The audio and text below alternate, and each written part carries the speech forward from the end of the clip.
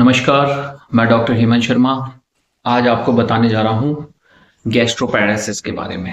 गैस्ट्रोपैरालिसिस क्या होता है, क्या कारण है, क्या सिम्टम्स हैं, कैसे इलाज करें, क्या कॉम्प्लिकेशन है, कैसे डायग्नोस करें। तो गैस्ट्रोपैरालिसिस का मतलब हम ऐसे समझते हैं, gastro means stomach, paralysis means partial paralysis, मतलब स्टमक में पैरालिसिस हो रहा है। तो उससे क्या होगा, जो गैस्ट्रिक एम्पटिंग है, जो पेट में जो खाना है, जो ड्यूडेनम तक आंतों तक जाना चाहिए, तो उसका जो ड्यूरेशन है वो बढ़ जाता है। वो ड्यूरेशन बढ़ गया है तो इसे हम बोलते हैं गैस्ट्रोपैरालिसिस। या अदर वर्ड में हम इसे ये भी कह सकते हैं इन इफेक्टिव न्यूरोमस्कुलर पेरिस्टालसिस। जो स्टमक की पेरिस्टालसिस होती है, जो फूड को आगे पंप करने का कैपेसिटी होता है, वो स्लो हो जाए, कम हो जाए, तो इसे हम बोलते हैं गैस्ट्रोपैरालिसिस। ठीक है, तो ये आपको समझ में आया होगा। अब नॉर्मल गैस्ट्रिक एम्पटिंग कितना होता है, तो वो हम कंसिडर करते हैं कि 2 घंटे से 3 घंटे में आपके जो आपने खाना खाया है, जो फूड लिया है, वो स्टोमक से नीचे ट्रेवल करेगा। तो इसमें 2 से 3 घंटे से ज़्यादा का समय लग रहा है। 50% जो फूड होता है वो 90 मिनट्स के अंदर अंदर ड्यूडेनम तक आ जाता है। थोड़ा बचा हुआ 2-3 आवर्स हम बोल सकते हैं। तब अब खाना पेट से नीचे नहीं आ रहा है, खाना पेट से नीचे नहीं आ रहा है तो क्या हो सकता है इंसान को।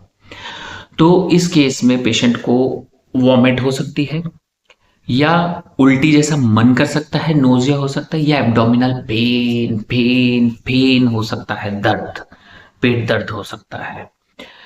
तो ये चीज आपको समझ में आ गई होगी। ठीक है, इसके बाद अगर ये सब चीजें हो रही हैं तो भूख भी नहीं लगेगी इंसान को, क्योंकि पेट तो भरा हुआ फील हो रहा है। तो इस केस में जो कॉम्प्लिकेशंस होते हैं उसमें हम ये भी कह सकते हैं कि इसके कॉम्प्लिकेशन में आपको माल न्यूट्रिशन हो सकता है, क्योंकि आपको भूख नहीं लगेगी, खाना पच भी नहीं रहा है। उसके बाद इन्फेक्शन ग्रो हो सकते हैं पेशेंट में। ठीक है, इन्फेक्शन भी डेवलप हो सकता है, थकान रहेगी, कमजोरी रहेगी, विटामिन्स, न्यूट्रिशंस, इन सब का डेफिशिएंसी हो जाएगा। तो ये सारे कॉम्प्लिकेशंस होते हैं। अब इसका कारण क्या है, गैस्ट्रोपैरालिसिस होता क्यों है? कनेक्टिव टिश्यू डिसऑर्डर्स होते हैं, उसमें पाया गया है, या वेगस नर्व आपकी डैमेज हो गई तो भी गैस्ट्रिक एम्पटिंग स्लो होता है, या कीमोथेरेपी इंड्यूस्ड न्यूरोपैथी हो, या ऑटोनॉमिक न्यूरोपैथी हो, तो आपको गैस्ट्रिक एम्पटिंग स्लो हो सकता है। रिस्क फैक्टर्स क्या होते हैं, क्या क्या बीमारियों के साथ ये एसोसिएटेड हो सकता है गैस्ट्रोपैरालिसिस, जिसको हम क्योर भी कर सकते हैं, जैसे कि डायबिटीज मेलाइटस। डायबिटीज को अगर कंट्रोल किया जाए तो ये आपका प्रॉब्लम सॉर्ट आउट हो जाएगा। ठीक है, उसके बाद जैसे कोई सर्जरी हुई हो एब्डोमिनल, उसके बाद गैस्ट्रिक एम्पटिंग स्लो हो गया, तो वो भी क्योरेबल है। कोई इन्फेक्शन है तो इन्फेक्शन को ट्रीट करेंगे तो क्योर हो जाता है। या फिर आप कोई ऐसी दवाइयां ले रहे हैं जो गैस्ट्रिक एम्पटिंग स्लो करती है, तो उनको बंद करना होगा, उसकी जगह अल्टरनेट स्टार्ट करेंगे जिससे आप जल्दी ठीक हो जाए। उसके अलावा हाइपोथायरॉयडिज्म, हाइपोथायराइड की वजह से है तो भी ये रिवर्सिबल होगा, या स्क्लेरोडर्मा है। तो अब आपको पहचानना है कि आपको क्या कारण है, तो कारण का ही ट्रीटमेंट होता है। कई बार न्यूट्रिशन डेफिशिएंसी से भी न्यूरोपैथी होती है, B12 डेफिशिएंसी से होगी, तो थाइमिन डेफिशिएंसी से होगी, तो उसको करेक्ट किया जा सकता है, क्योरेबल होता है।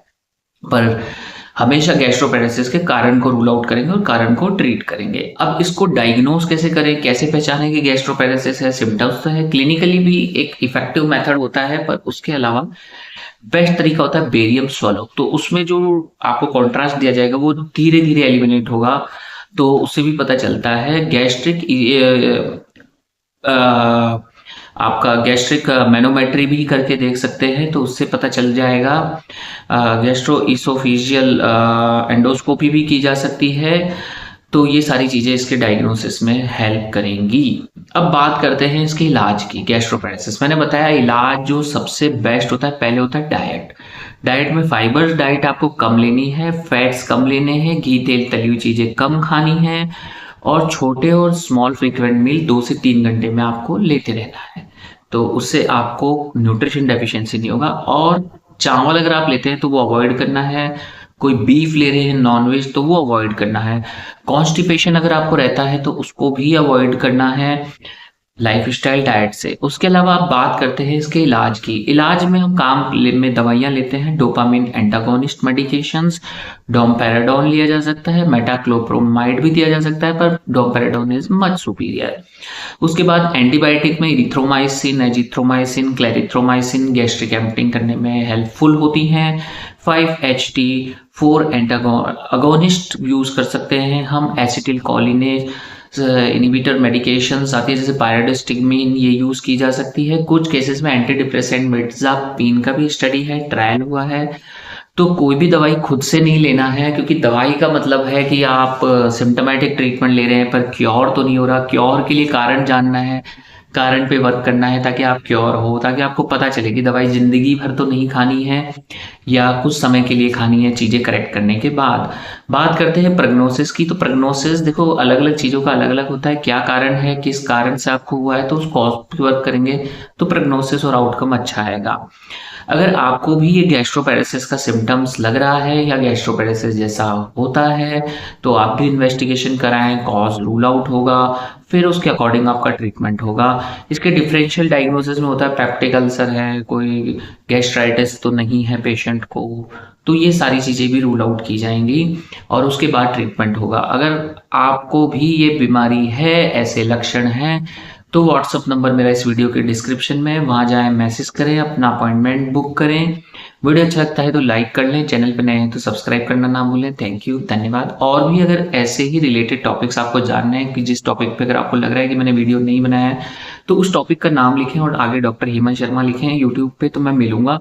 अगर फिर भी लग रहा है कि वो टॉपिक मेरे से मिस हुआ है या मैं नहीं बना पाया हूँ तो आप कॉमेंट सेक्शन में जाएं, मैं उस टॉपिक पे जरूर वीडियो बनाऊंगा। Thank you.